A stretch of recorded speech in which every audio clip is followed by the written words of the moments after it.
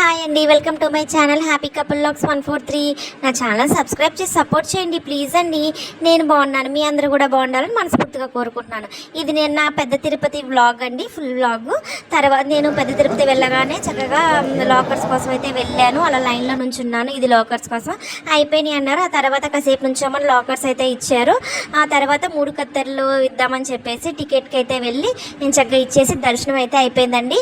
ఆ నైట్ నాకు 1 కల్లా 10:30కి లైన్లోకి వెళ్తే ఫ్రెష్ అయ్యి నైట్ 1 o'clock అయితే అయిపోయింది. అయితే 1 o'clock అయిపోయిన తర్వాత బయటికి పంపించకుండా స్వామి ముందు నుంచి అయితే బయటికి పంపించేసి గర్భగుడి, అది గుడి ఉంది కదండి, గుడి బ్యాక్ సైడే బ్లాక్ చేశారండి. చాలామంది రష్ ఉన్నారు, బాగా రష్ ఉన్నారు. ఆపేసి 2:20కి అయితే వదిలేరు. 2:20కి బయటకు వచ్చేసాము. వచ్చిన తర్వాత ఇంకా 3 అయితే బయటకు నడిచి వచ్చేసరికి లాకర్స్ దగ్గరికి వచ్చేసాను.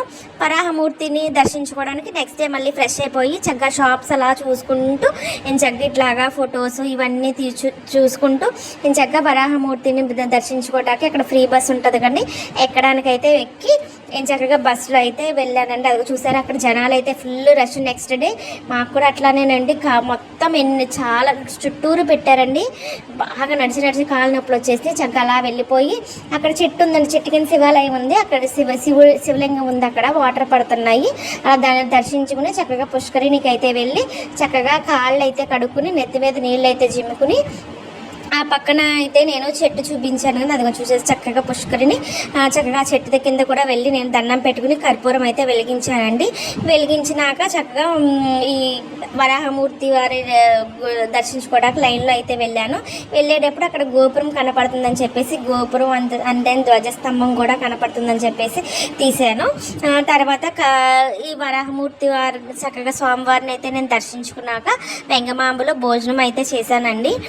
భోజనం చేసినాక ఏం చక్కగా లడ్డూలు తీసుకోవాలి కదండి, అట్లానే టికెట్ తీసుకుని 24 hours అవ్వలేదు కదండి, వెళ్ళి లడ్డూలు అయితే కొనుక్కున్నానండి. కొనుక్కున్న తర్వాత ఆ రోజు ఈవినింగ్ అక్కడ పుప్చారు అన్నం పెడతారు కదండి, చక్కగా 2 బజ్జీలు అయితే తీసుకుని ఈవినింగ్ అయితే కంప్లీట్ చేశాను. నెక్స్ట్ డే మార్నింగ్ ఏంటంటే రిటర్న్ అయ్యాను, కిందకు వచ్చేసాను. మార్నింగే ఫ్రెష్ అయిపోయి చక్కగా కిందకైతే వచ్చాను. వచ్చేటప్పుడు వ్యూ కూడా తీశాను. ఇట్లా చక్కగా కిందకైతే వచ్చేసాను. వచ్చి చక్కగా చాలా దర్శనం అయితే చాలా బాగా జరిగిందండి. కానీ రష్ కూడా అట్లానే ఫుల్గా ఉంది. చక్కగా ఇంటికి అయితే వచ్చేసిన తర్వాత స్వామివారి ప్రసాదము దేవుడి దగ్గర అయితే పెట్టుకుని నేను చక్కగా పూజ చేసుకుని ఇల్లంతా క్లీన్ చేసుకుని సాంబ్రాణి అయితే వేద్దామని చెప్పేసి చక్కగా సాంబ్రాణికి అయితే అన్నీ రెడీ చేసుకుని దీంట్లో వేయాల్సినవన్నీ వేసేసి నేను చక్కగా సాంబ్రాణి వేసుకుని ప్రసాదం అయితే పంచిపెట్టానండి అందరికీ. Thank you.